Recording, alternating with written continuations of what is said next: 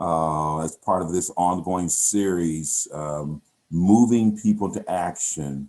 The people are rising.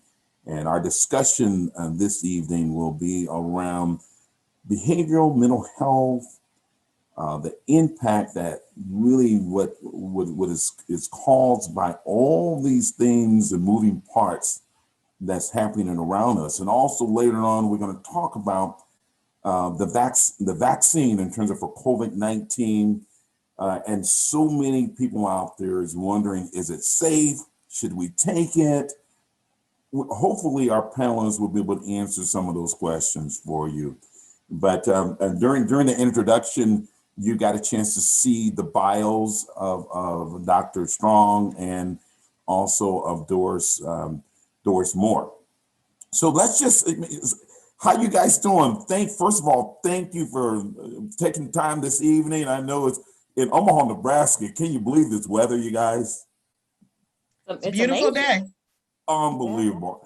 I think it almost got up to 70 degrees. It's just crazy what's happening right now. But if since we have a lot of panelists who kind of just really that we have to fit in for this evening, and so I want to jump right into our conversation this evening. One of the things, Doris, we talked about even before we started, that there's a lot of heavy lifting and a low. The pressure points are heavy right now. When we look at the mental and behavioral health effects that is caused by this COVID-19, Black Lives Matter, the movement, this whole race tension, as we look at really race as a health crisis, the impact. Talk about what resonates with you most in these areas, and especially your areas, both of your areas of expertise. Kind of just let's open up with just what's resonating with you. I know I said a lot, but yeah, and I know it's heavy, but for our viewers out there, what's resonating with you, and then we're going to get into maybe how do we what's the healing process? Okay. Thank you, Tim, for having me on the show and acknowledging the fact that behavioral health is real. People are struggling with behavioral health issues, and it's not that it's something new that we've been struggling with, but it's been around for a long time. And I think with the recent incidents related to COVID and social injustice and all the racism that we're experiencing as Black people, that struggle has become even more daunting than it has been in the past. One of the things, though, I want to make sure that we bring out is that we as African Americans are extremely resilient.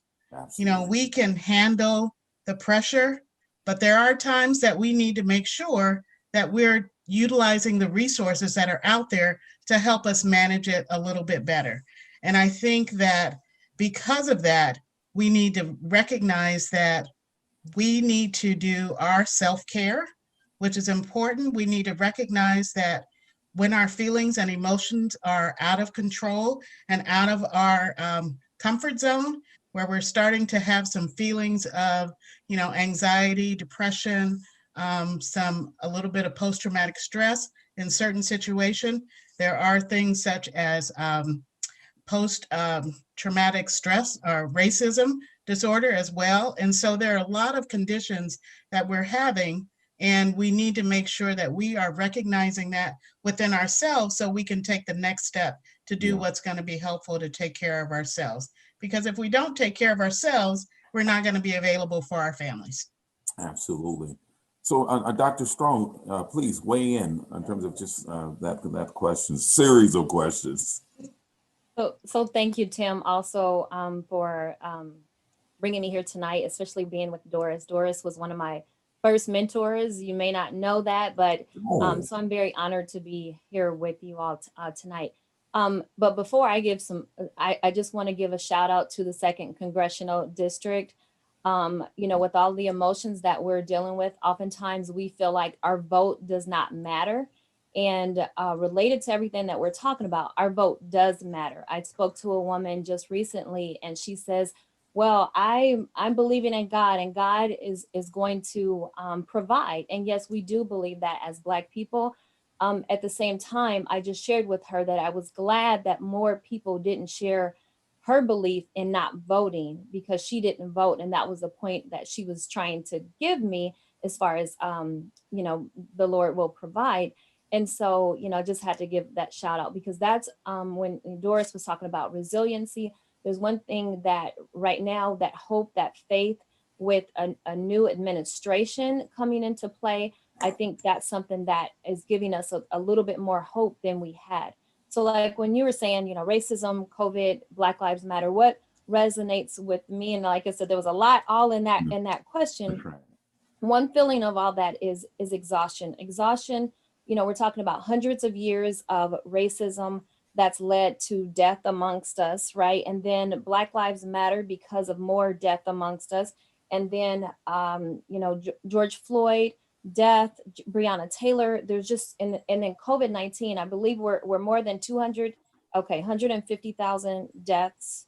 I'm starting to lose count. So with the deaths that we have in our country, as a result of an administration, as a result of an incompetent administration, and as a result of 70+ million people that still voted for this administration, as we're talking about, all of the feelings that we're having.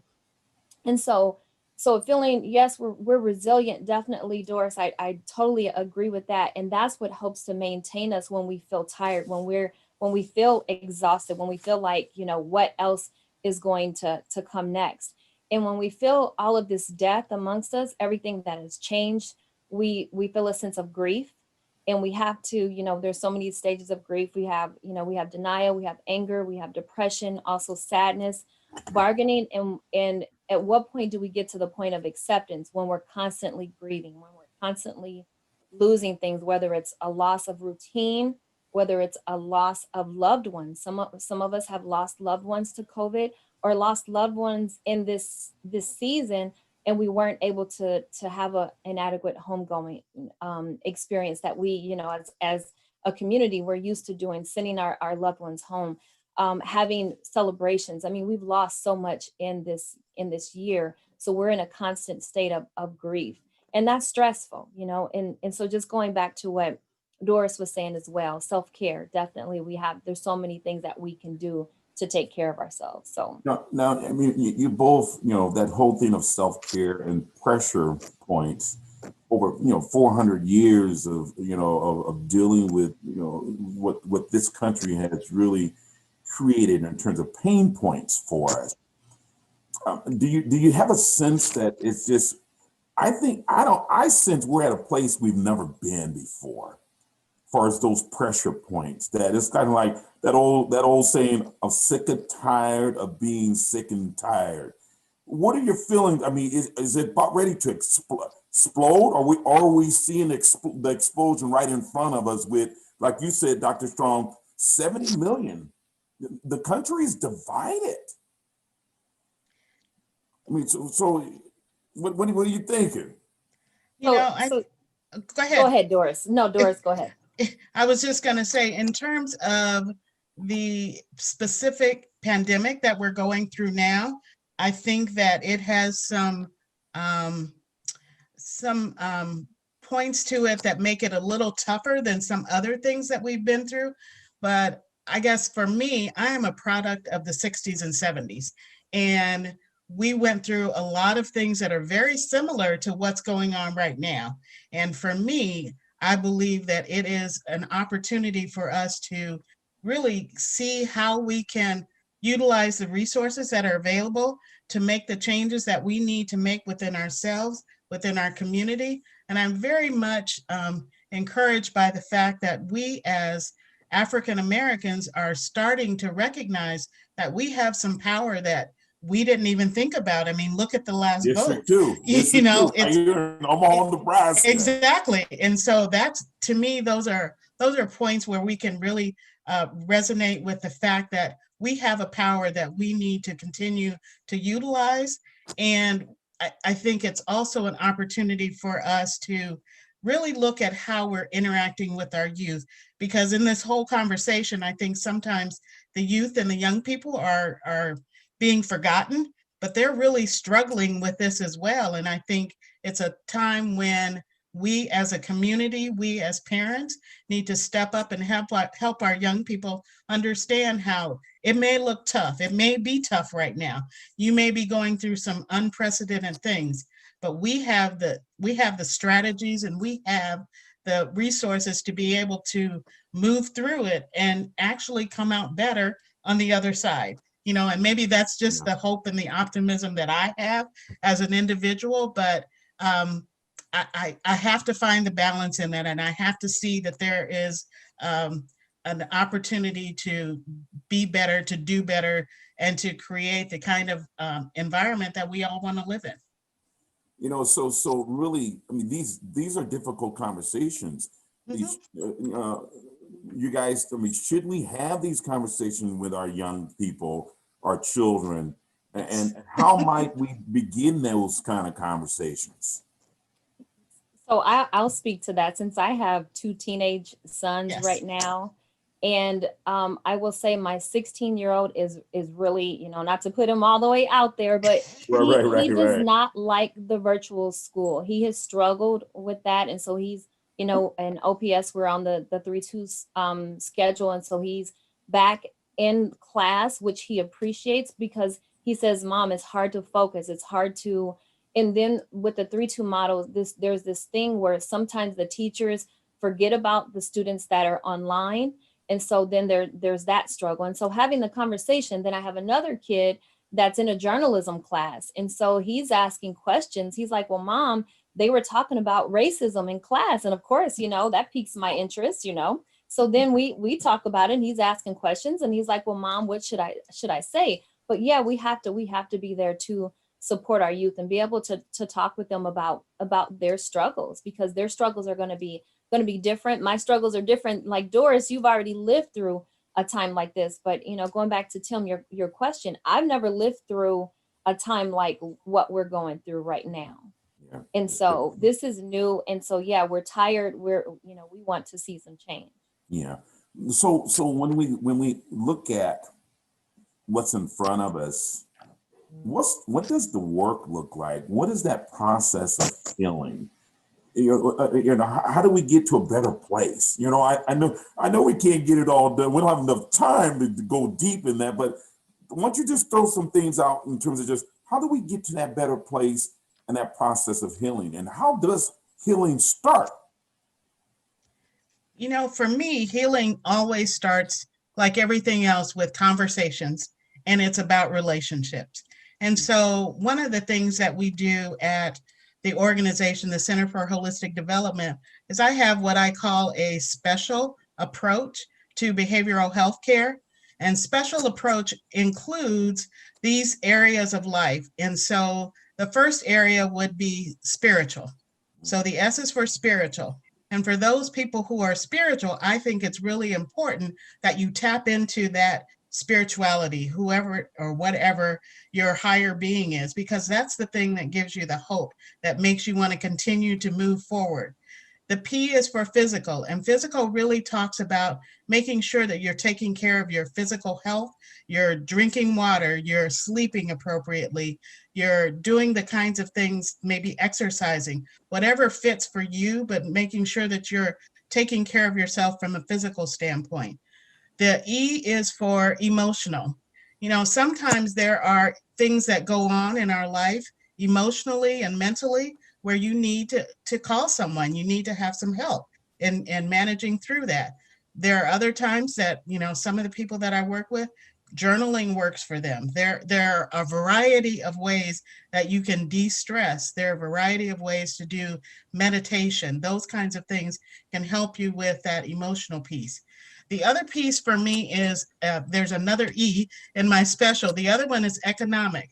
We have to consider that a lot of people are struggling economically because they've lost their jobs or they don't have hope that they'll be able to make the kind of income that will help them get through whatever's going on in life. And so it's really looking at how do we make that happen? What resources are out there to help people? And so, looking at where we are economically. The C is for culturally. And I think as African Americans, we have to recognize that we have a history of strong people who've been able to make it through in very horrible situations. Right. And recognizing from that history, you can gain some level of hope. And so understanding how culture is an important piece of helping us to get through this struggle. The I is for intellectual, and it's really about being a lifelong learner, just understanding that there's something new that you can learn every day to help you on your journey through life and healing. The A is for associations. And for associations, I really mean your social network, your social structure. Who are the people that are around you? Who are the people that can help lift you up when you're not feeling that you can be lifted up? Sometimes we have people in our life that drain us. And so who are those people that we need to put some boundaries around and make sure that we're, limiting the amount of time that we're near them? And then the L is for love for self and others. And so again, with that L, it's really about maintaining a strategy where you're doing your self-love on a frequent basis so that you recognize, okay, where am I today? What's going on with me? What do I need to do to help myself get to a better place? How do I create that balance in my life? And then, the piece of loving others is, a part of the journey that we all have to do, doing and making that support for those other people in our lives that we think are important, as well as the community at large. And so using that special approach really just kind of keeps me reminded of all those areas and how I need to work to balance that out so that I can continue from day to day. So I love that approach, Doris. I love that. I do too. That's like all of the dimensions of wellness. I was like, what is she leaving for me? But I think one of the big points about that is we need tools. We need tools in our toolbox, because Doris just gave an awesome acronym special approach to mental health.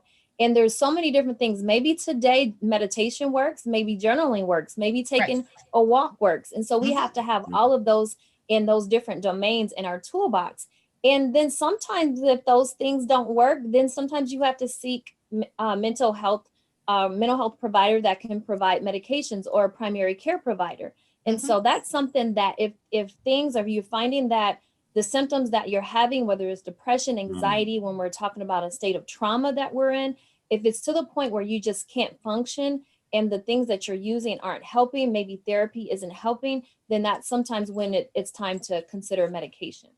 And I tell you, in terms of just those are some great tools, and this is really what this movement is about. So often you just talk about problems and talk about, but we want to focus on giving some practical things that people can do to help themselves. So really, Doris, I tried to write all of those, your A through, I got them all. I got them. I wrote them down. I got them. And it is on our website. It's on our website. Give them your website. And the other thing that I wanted to let you know, that on our website, we've been able to put behavioral health assessments.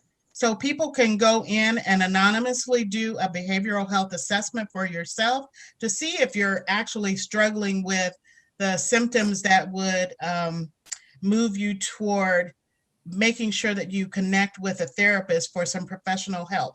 But it takes you through some of the steps that would indicate whether you're struggling with depression or bipolar or anxiety or eating disorders or whatever mental health concern that you may have. So it's important to find out. I'm a believer in order to do something about something, you have to know what it is.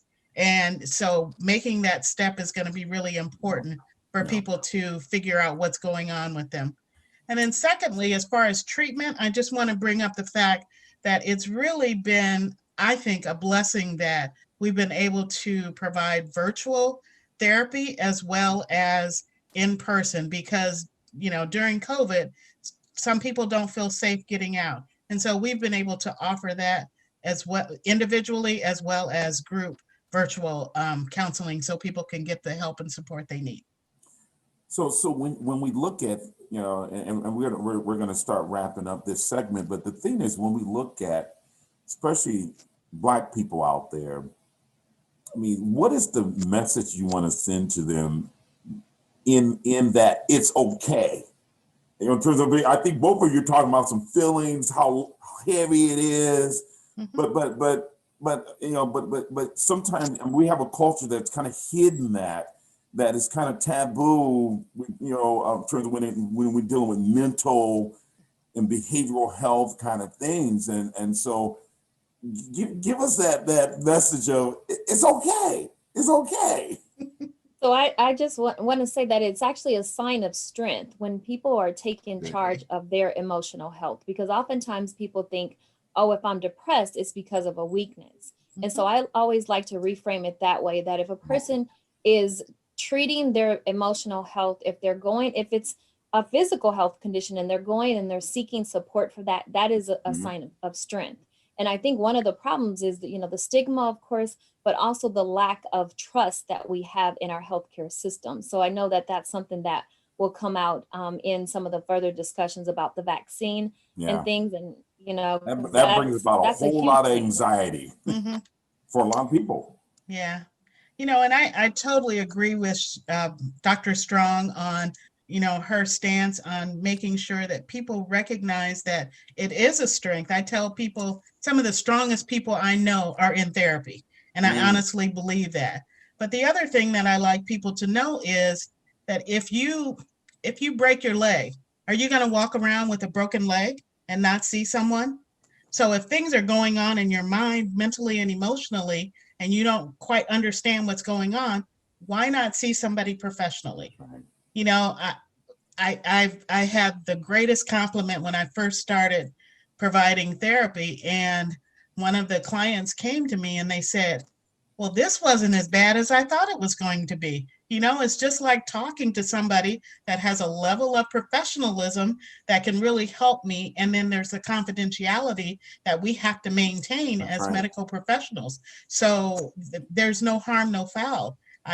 For the clients that I see, it's really about them and improving their lives. It has nothing to do with me. And so when you see someone who's a good fit, I think that it's really important that people recognize that you have to find someone that's a good fit for you and the way you believe and, the kinds of things that you can tolerate. But because even with a medical doctor, I want a medical doctor that I can talk to. That's right. I don't want to go to somebody that I don't feel that So they can be having trusted. a medical home is important. Right. And I think even having a behavioral health home is going to be important too, because life challenges I come may up. be calling you, just I'm telling you, I mean, I'm serious Yeah. because processing all of this is kind of like, I was telling somebody, I said, I think I need to see a therapist. You probably do. And that's okay. That's okay. Some of That's us as okay. therapists, sometimes we see therapists as well. Exactly. Mhm. Yep. That's Yep. okay. Wow. That's It's interesting. all about getting healthy. That's really all it is. And mentally healthy. I'm a big believer that if you are not mentally healthy, then a lot of other things in your life are not going well. Yeah, that is I so true. agree. So as we wrap up this segment, Dr. Strong and Doris, more, what if I give you 60 seconds, right? Profoundly, what would you leave with our viewers as it relates to mental and behavioral health? What's our way forward? And summarize really kind of what we've been talking about tonight. So whoever will go first, okay? Well, I would say going back to one of Doris's first points is as far as us being resilient. Resilience as a people, I think is one of the big reminders, and having faith, having hope. I mean, now our administration is changing, but we know that how much are things really going to change just because of how some of the structures are in our country. But we still have to continue to to have hope that things will eventually change. We have to continue to have hope, have faith in our Maker that He will provide. Yeah, that's And strong. in addition to that, I just want to add, one of the things and one of the discussions I typically have with people of faith is that, sometimes we have to put legs on our prayers. And that means that we're using the resources that are out there to help us manage through what we're going through. So prayer is wonderful. I totally believe in it. I'm a total faith person, but sometimes, and I believe God puts people in your life and in positions so that you can get the help that you need. And I honestly believe that for myself, the work that I do, I believe it's a ministry. And I believe that this is what God wants me to do, and the ministry that He's led me into, because He knows that we need this kind of help as we do other kinds of help. Yeah. And so really, hope, faith, And action. And action. Yes. So because you can waddle in that pain, you can have that nail, and but you can't, you can't relieve that pain unless you move and do something about it. Yeah. Yeah, you got to do your part.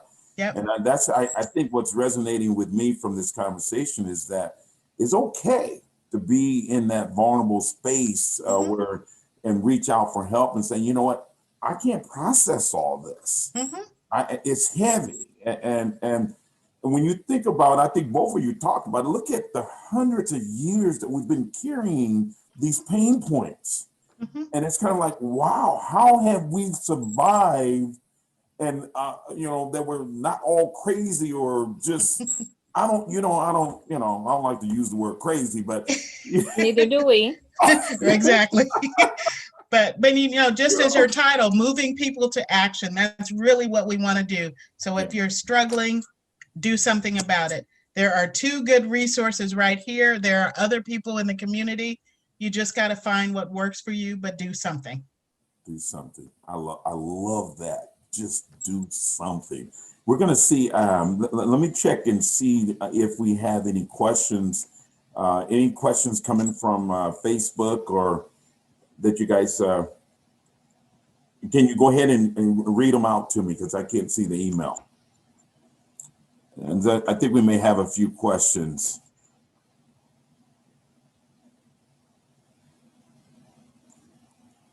Let's say it again.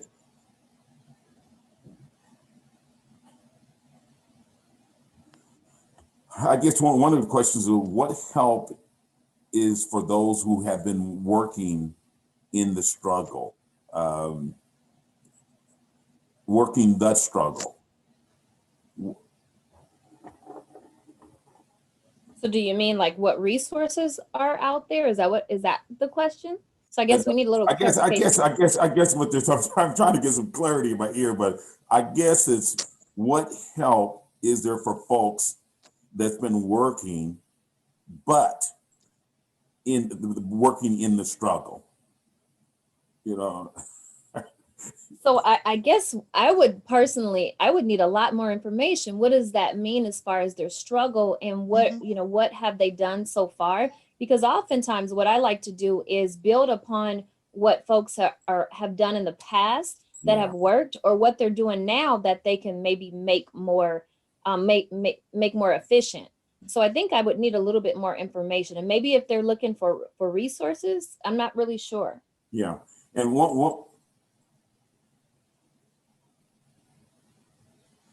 yeah, I guess working, but they're still struggling. And so I think more, they're out there working hard, but they're still struggling. And I don't know if it's to meet ends meet, to pay bills, or all those kind of things, but they're still struggling.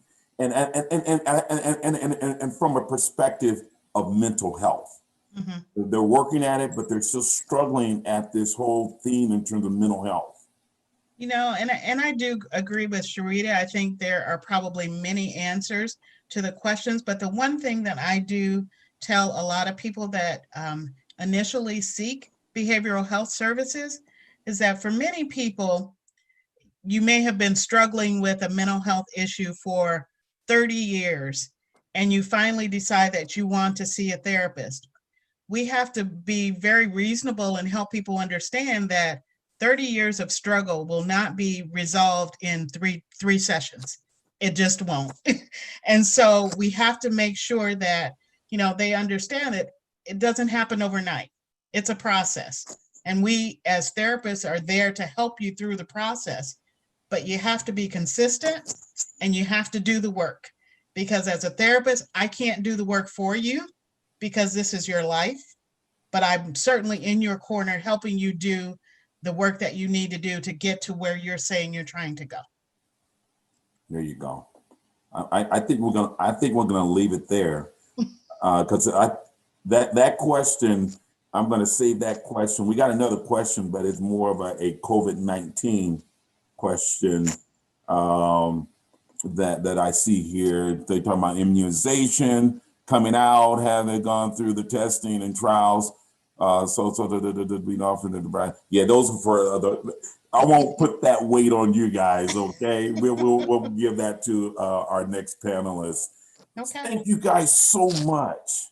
Well, thank for taking you. the time. This has been so enriching, and hopefully our viewers have found that to be true by tuning in this evening. And again, once you state your Doris, how people can reach you, as far as your website for our Center for Holistic. Okay. Give them your information. Yeah. Okay. I am the founder and CEO of the Center for Holistic Development. We are located at 6659 Sorensen Parkway. Our phone number is 402-502-9788.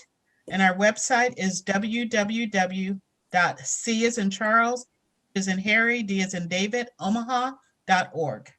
Okay, and we'll all have our crew try to put that on the Facebook live feed as well. Put your website. And Dr. Strong, any information you want to leave with them? I know you're University of Nebraska Medical Sure. Center. University of Nebraska, Facebook, Sharita Strong. So I have a work account, Twitter, SA Strong MD, but email inclusion@unmc.edu. Okay, and we'll try to put that out there as well, you guys. So if they want to continue the conversation or really look at you guys as a resource. Thank you, Thank you so much. What we're going to do is we're going to take a short commercial break. We got to pay the calls. We got to pay.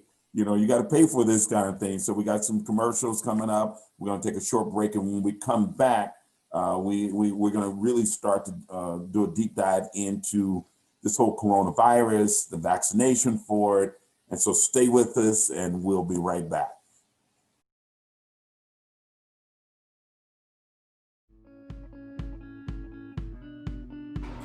By now you've heard it's a good idea to wear a face covering in public. Please do not take it personally. Your mask protects me, my mask protects you. But here's the key. Make sure it covers your mouth and nose. Like this.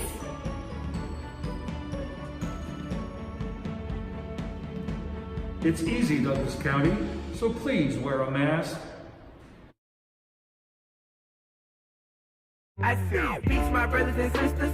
Take control of your life. Exercise 3 times a week. Get smart and join the fight. Hi, I'm Dr. Richard Brown, Executive Director of the REACH program at Creighton University in Omaha. REACH stands for Racial and Ethnic Approaches to Community Health. The approach is clear and simple. Take control of your destiny, get healthy, get wealthy, and exercise 3 times a week at a minimum until you sweat. Take control of your destiny. Be brave and have no fear. My name is Avon. Since I was 3, I was living with just me and my mom. Mentoring has had a positive impact on Avon's life in so many different ways. So Avon has been matched with me now for about 6.5 years. Having a mentor helped him trust people. I feel like I can talk to him about anything. It's just amazing the type of impact that you have that you may not even know that you're having.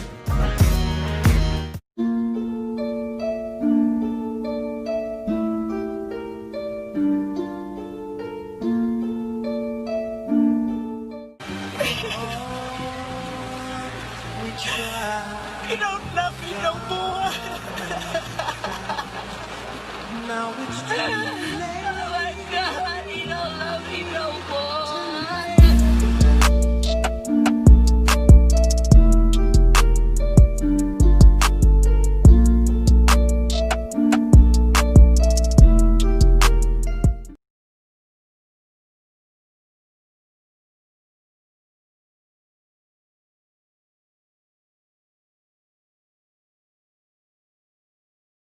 Hey y'all, it's Marcy Yates, hip-hop producer and director at the Culture House. I'm in conjunction with the North Omaha COVID-19 Community Task Force, and I'm here to give y'all some guidelines on how to stay safe and keep your family healthy. Number 1, stay home. Number 2, wash your hands. Number 3, try not to touch your face. Number 4, spend time with your family. And number 5 and 6, take care of your mental and your physical health. Stay safe and be well.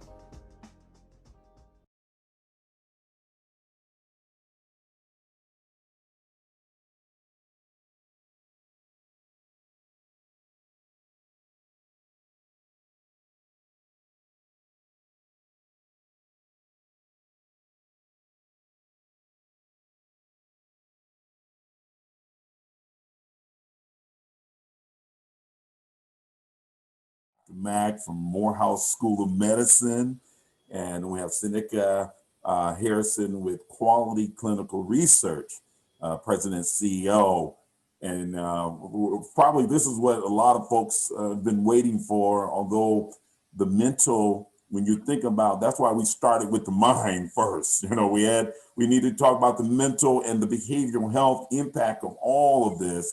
But really, if we look at this first question around COVID-19 and the virus, and and we talk about the vaccination, and really, I want to get into why should people give strong consideration in taking it. But before we do that, let's lay the groundwork for a little backdrop. Seneca, talk about your role and what you're currently involved in right now when it comes to that vaccine. And then we'll bring you in, Dr. Mack, okay? So Seneca Harrison, Quality Clinical Research, and my company pretty much helps pharmaceutical companies develop vaccines and different medications. And we were heavily been focusing on the COVID-19 vaccine. We completed one trial, a Pfizer trial that's been all over the news the last couple of weeks as they get prepared to get FDA approved. We enrolled 300 patients right here in Omaha, the Council Bluffs area. We actually had people coming from Kansas City, Minneapolis, Sioux City, because we're one of the closest sites to them to participate. So we got people traveling to try to get into these type of trials. The next thing that we are moving into is more of the treatment. The mild and moderate. The hospitals in Omaha do an excellent job of treating the severe, but the patients who are mild to moderate kind of tends to stay at home because they're not sick enough to be hospitalized. And we're kind of filling that niche as we test a couple Eli Lilly drugs, and then we also are testing Remdesivir as a treatment for COVID positive patients. Okay. Well, so Dr. Mack, just if I want to jump in. If we take on the notion that we know the vaccination, vaccine, it's in front of us. It's a matter of days, months. And really, that question of why should people consider or give strong consideration of taking this vaccination, especially in light of our history as Black people of being so it's been done wrong in terms of just been taken advantage of. So if you could. Yeah. Thank you, Tim, and thank you for having us today. Yeah, it's a lot of mistrust in the community, misinformation, and it's warranted because of what's happened in our communities in the past, experimentation. Everybody knows about Tuskegee. But what I tell people, I was listening to the last segment, and the thing you said about hope, faith, and action, and what Dr. Strong made the statement about,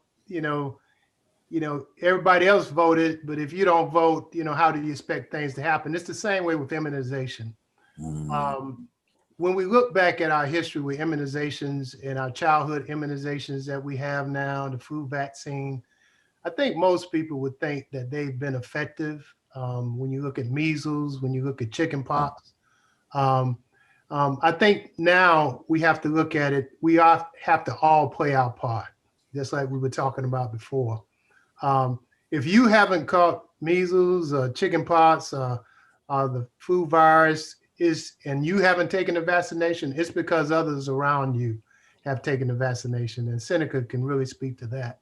So we all must play our part for our community.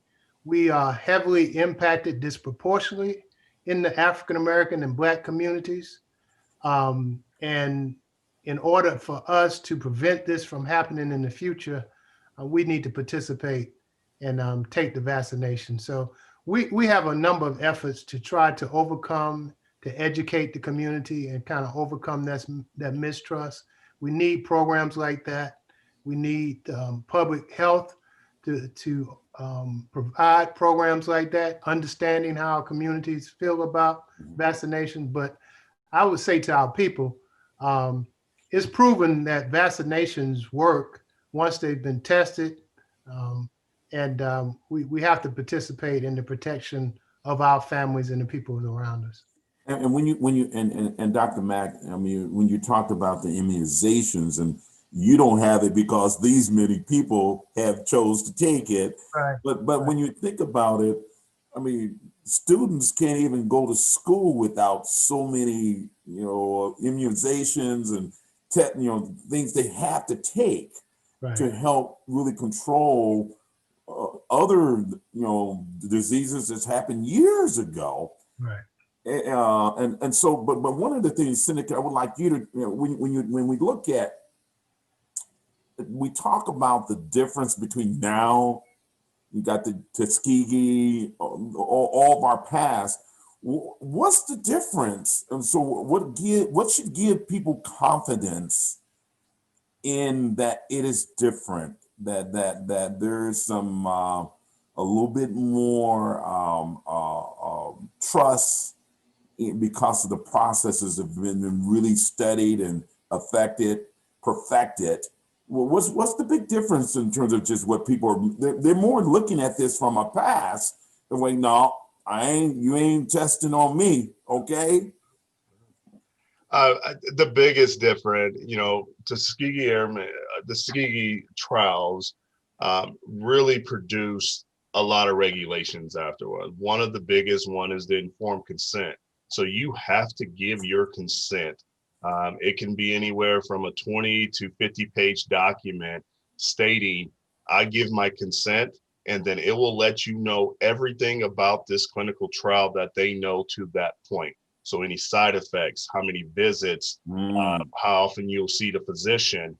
Another thing is you can withdraw that consent anytime, meaning you can drop out because of health issues. You can drop out because of time. You can drop out because you really don't want to do this anymore. Those two major things have changed because of past history. The informed consent has to be written in a 5th grade language. That's another one. You can't come in and use what I call the alphabet words. They have more letters than the alphabet in there. You have to speak the language of the people that you are trying to consent. Just to kind of bounce off of Dr. Mack there, these things here are set in place from our past history. And African Americans need to participate in more clinical trials because there are black box warnings for certain medications that are out there because we didn't participate in those trials. Wow. And so as we look at this vaccine, if we do not have enough African Americans to participate, we're not 100% sure that it works for every race or background. And so the pharmaceutical companies are lining up and saying, hey, how do we include more Hispanics, more African Americans, more Native Americans into our clinical trials? And they're spending millions of dollars to impact different communities, impact sites like myself, to say, hey, I need you to reach out and enroll as many people so that we can have a solid base and say, yes, this drug or this vaccine works for everyone. Yeah, and Dr. Matt, you want to weigh in on that, because I think that's really crucial. And I think you stated, to some degree, in terms of just, we're going to be left out. We're going to be most affected if we don't get in the game. Right. Seneca is exactly right. And when we talk about, I want to make a point about the history. We can't just look at one side of history, and we can't just stick there. And I think Seneca just gave us some reasons to move on. But let's look at some history with the previous flu pandemics. A lot of people know about the 1918 flu pandemic, but there have been about 4 flu pandemics prior to this one. And in each one of those pandemics, the African American and Black community had worse health going into the pandemic, and even worse is not a word, but it even got worse during the pandemic and then after the pandemic. And we come out, I always compare it to Hurricane Katrina, because people saw the people outside the dome. And we know after Hurricane Katrina, especially with the African American and the Black communities in the New Orleans areas, they already had chronic diseases, a disparate, inequitable amount of disparate amount of chronic diseases. We developed more when the disaster came, and after we came out, the health of our community was even worse. That has happened with each pandemic. So we need to look at history and try to do something different this time. And what Seneca stated as far as like having the opportunity to participate, because we know genetics is big, and I think this is what he's referring to. And everybody has different genetic makeups. And if we don't participate in the trials, we have to see that the vaccine works for our communities. Side effects from the vaccine, we want to make sure that it's not any different in our community than there is in any others. So we have to step up and participate in these trials to make sure it's a fit for us, especially given the opportunity. And I want to end with this. So again, what Seneca was talking to is, before we didn't have the opportunity for these trials. When you look back at prostate cancer and the trials they did around that and others, we didn't have the opportunity to participate. I think this time the companies are really going overboard, and there have been some mandates to allow participation with these vaccinations. So we need to take these opportunities and encourage each other to be a part of it. There are 2 major companies that will have a vaccine here, probably, which is Moderna and Pfizer. In their protocol, it was written to have a 35% minority inclusion into these trials, and they had to meet that by the FDA. And so we're have to be included. I mean, and they're asking us to be included, and yeah, we have to be a part. So what you're saying is, so they met that, yes, or they're meeting that. Yeah, that's true. But if you look at it, for instance, Pfizer was 44,000 participants across the globe. So 35% of that will give you a percentage of how many minorities, not necessarily African Americans or not necessarily Hispanics, but minorities as a whole. You're looking at a small number still.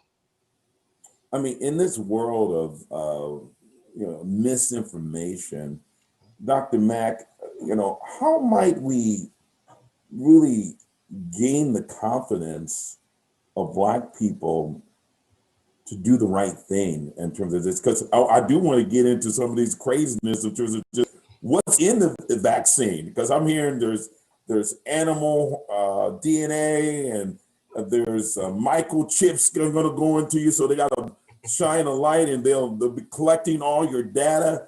Can you really shed some light on that, dude? I mean, I'm hearing some crazy. Bill Gates bought all of the you know, the rights to these Michael Nino lights. Right. Well, Tim, I'll talk a little bit about maybe some of the things we're trying to do to get over it. I'll let Seneca tell you what's in it. But anyway,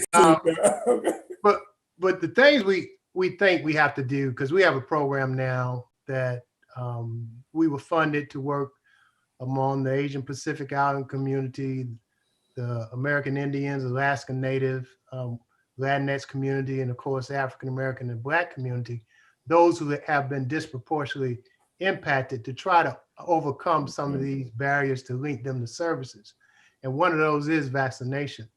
So as part in this program, what we're trying to do is develop messaging that resonates, taking a scientific approach, and the message that, you know, you can, and Tim, you know, you could build up the best brochure and put the best stuff out there. If somebody they can read it, but if they don't come to the show, it doesn't mean anything, right? That's right. It's the same thing with this, right? You can have the best messaging. It can be infographics and social media, but if it doesn't cause the community to move to action, it doesn't mean anything. So what we're trying to do is develop these messages, test the messages, focus group, evaluate how effective they are, and then adjust it to meet the needs of the community. But one other thing I'll speak to is partnerships. You know, we've been saying the federal government forever, you know, it's great to see Seneca and his company in the head of this. And that's the type of thing we've been asking for. We need him to tell us we need to do this, right? We need to put these communities on the face. They need to be the face of these programs. Right. And us as researchers at Morehouse School of Medicine, National Center for Primary Care, and all the centers and institutes that we have, research. We've been doing all this research within our communities. We don't make any researchers, right? They drop in and out, and then, hey, do you leave us any education and training behind so we can do this for ourselves? So, and I'm not just saying this, but so it's good to see Seneca involved in that. We have a vaccine trial, and we're an academic institution. We're involved, but as an independent business, that is wonderful to see. So that's part of it. Partnerships that with the face of the community, this federal government, this funding, give it to us. Let us do these programs. And the other thing is that messaging, testing and developing messaging that resonates with communities. That's two of the things we're looking at. But I'll let Seneca tell you about what's in the vaccine. And so, hey, Seneca, I got a whole list of because people anticipating this town hall meeting about the vaccine. They've been sending me all this crazy stuff, and so I'm not going to even bother you with all of that, but just talk a little bit about really the safety of it and what's in it. And people, are we giving away our freedom by taking this dang vaccine? Is people going to be mining everything we do when we move, and the DNA, they say it's non-human DNA, the neo-crystal particles. No, I hear that in our clinic every day. I mean, we literally have patients that say, are you injecting a microchip in me? My cousin told me that if I participate in this study, the Bill Gates Foundation is going to track me forever. I've seen the vaccine, unless there's a new level of microchips that I've never seen before. This is not in that. People have to really understand that medicine has come a long way. And in the particular study that we did, it's an RNA molecule. And if you want to Google that, pretty much it's a molecule that's teaching the body how to fight COVID. Is it a natural molecule? No, it's a man-made. And I believe that's where a lot of fear comes from is, hey, this is not a natural molecule. You're putting something in my body. But if we look at all type of different medicine, cancer, we're doing the same thing. RNA molecules are just not used in vaccines. They're used all across medicine. As we get into more and more protein-based type molecules, the same thing. And so I encourage people to do their homework. In our informed consent, the document that each patient receives and signs, it speaks of this. And it also gives them websites that they can go to and they can watch videos so that the people who do not want to sit there and read, they can listen and see videos of how this molecule interacts with the body. You know, we really have to trust the scientists and the physicians, more or less Facebook and social media. And especially when we're what's a good source? I mean, first to start to rebuild that trust. I mean, the CDC, is there websites that people can go to, and we can maybe put some of that in the live feed? So the CDC is a great start. You can go to Pfizer's website, Moderna's website, AstraZeneca website. They all have, you know, YouTube videos that are clicked from their website that will give you all the information about what they're doing. You can also go to UNMC's website, CHI's website, and they will talk about all these different molecules and the vaccines that are being developed. You can go to my website. We have links on ours, qcromaha.com, to links of what this molecule is and what we're doing here. Do your homework, and that's what we really encourage. We had a Native American guy come from one of the Omaha tribes, and that's what his thing was. He goes, I Googled you, I did my homework on the vaccine, and he goes, I want to be my first patient from my my tribe. And what ended up happening is we end up getting about 10 of them to come down and participate in our Pfizer trial because he was willing to do his homework. And that's with any medicine. Do your homework. You know, everything is online. Make sure you get a credible source, not Facebook again. But it's out there. Or Twitter. Yeah. Or Twitter, yes. Now, in these trials, clinical trials, do people get paid for that? Yes, they do get paid. I think for the Pfizer trial, it was $115 every time you came to our office. You also have to keep a diary. It's a symptom-driven diary. If you had any COVID symptoms, you would enter in this diary. If you didn't, you'll just check no, and each week you receive $5 for participating in that diary part. Okay. And so, Dr. Mack, in terms of just, I know we talked about some things to kind of lessen the fears, and I know the outreach that you guys are looking at doing at Morehouse School of Medicine. For the viewers out there, you know, as two Black men, and you know, in your various expertise, what can you really do to say that would reassure folks out there that they at least should give it, you know, like we're going to get strong consideration. This is something that if we play with this, a whole lot of us will die. Right. Because I think some people, maybe you can explain this herd immunity, because some people feel like, you know, I had one, I'm going to get it anyway. I'm like, dude, you know, are you kidding me? If we take that attitude with all the preconditions that we have, and we're immune compromised in so many ways, what's going to happen? Right. Well, I encourage people to look around. I think most of us know someone who's either become ill or have died from COVID-19. Even in my family and friends, I know about 2 or 3 people who died. And I know close family members, has been about 3 or 4 of those who've actually gotten the COVID. You can go down to, especially in the larger cities, just go down here, you go down to Grady, and you can see the people. Sometimes they're pulling up trucks to these hospitals. Mm-hmm. And that's happening within our community. So it's very important. I do want to say something about something that can reassure the community. This time, again, as Seneca was talking about, the difference in the trial, but also post discovery of these vaccinations, there are a lot of committees and national bodies that have been put in place to make sure, number one, that this is deployed properly, but post-licensure, there are vaccine safety monitoring systems that are being put in place to survey what's happening in the community. There are multiple ways in which physicians and hospitals can report if we're getting side effects or people are getting sick from this vaccine. So we're not just giving this vaccine now and it's over.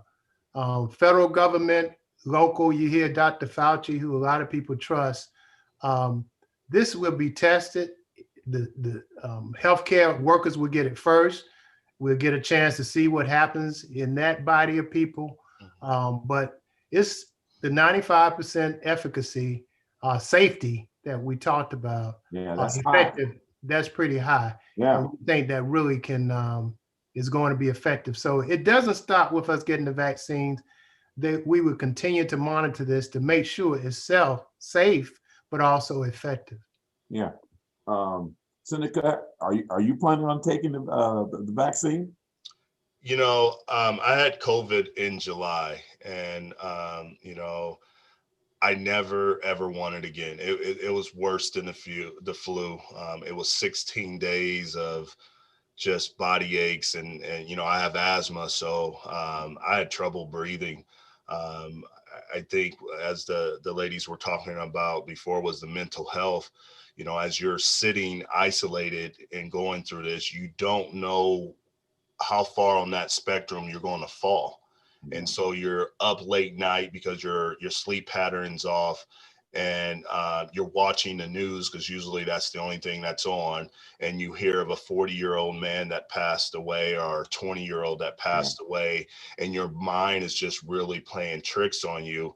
I never want to go through that again. And so, you know, Pfizer is actually coming out and saying, hey, if you participated, you work with this trial, you have an opportunity to get vaccinated. And yeah, I will get vaccinated. To me, this was a lot different than the flu. I had the flu. This was a lot scarier. I'm not saying the flu is not scary, and this is no means worse than that. But in my opinion, I do not want this again. So I will definitely get vaccinated. Okay, what about you, Dr. Mack? The $1 million question. Oh yes, I will. You know, hearing stories like that, and I think he didn't give you the detail, but this, and I've had the flu, and I thought that was one of the worst things. But this one affects your breathing. Yes. And if you listen to people, and I'm sure Seneca can tell you, they'll tell you they thought they weren't going to be able to breathe. They weren't going to wake up. So the flu doesn't do that. You feel bad, but this one just makes you think you about to stop breathing. You're suffocating. So and that goes on for days. Yep. So I'm gonna take it. Yes. Yeah. Well, hey, this is, you know, that's 2 black men. I'm the 3rd black man. I'm gonna take it too. Okay. Is that herd immunity? The 3 of us take it. Yeah. So I'm gonna take it. You know, I'm gonna take it. So, Okay. so Dr. Mack, or just interview. Why are we having such difficulty in terms of when it comes to masks?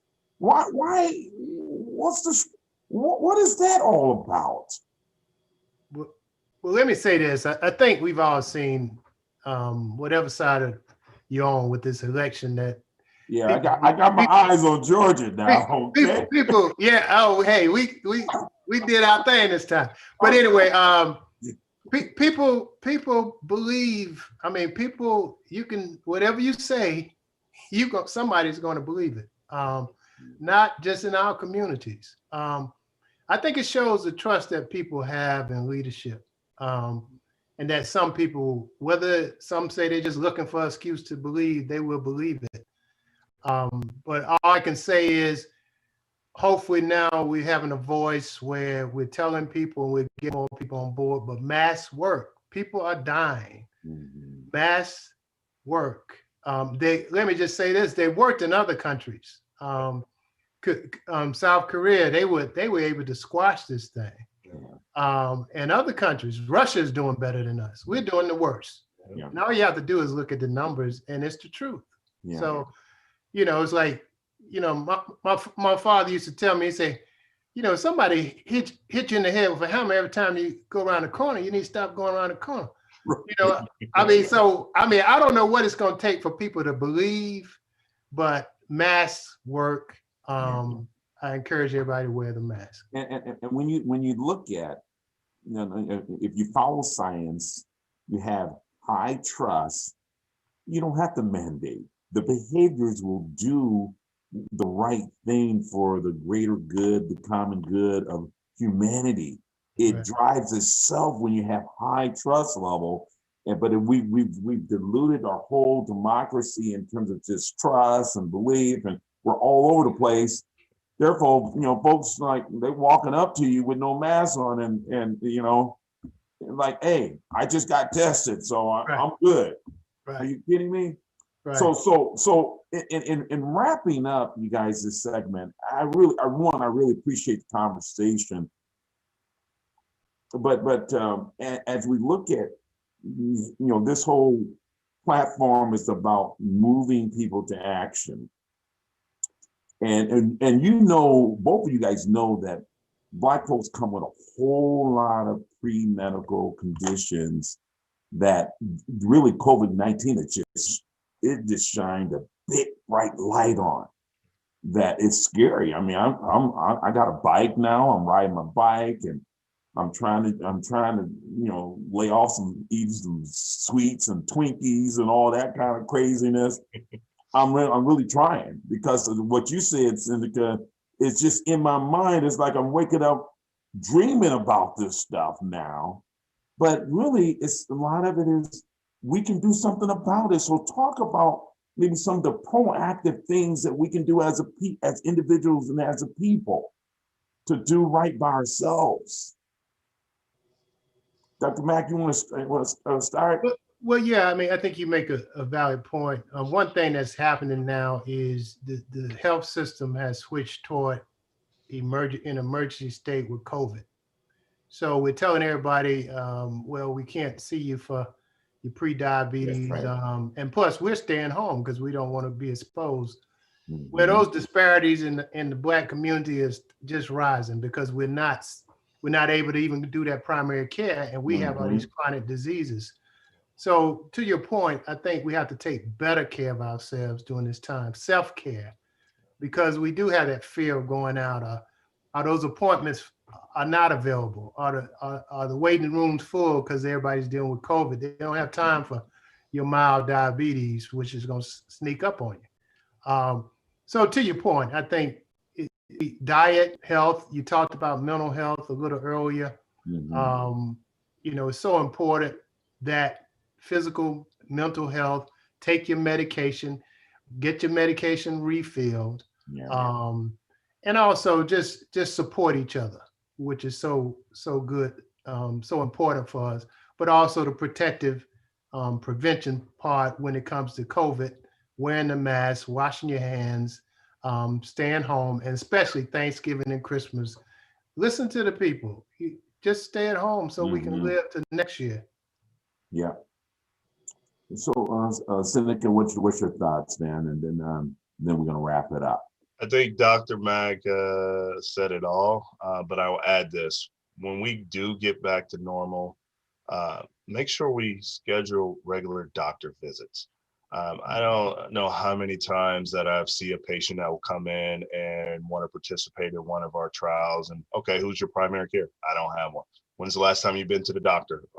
3 or 4 years. That is not, yeah, that is not, that's where it starts. Will there be another pandemic? No one knows. But you don't want to get caught in that situation where COVID or another pandemic discovers something in your body that you didn't know, and now it's attacking you on a different level. And so really find you a doctor. You can shop around. You don't have to take the first one.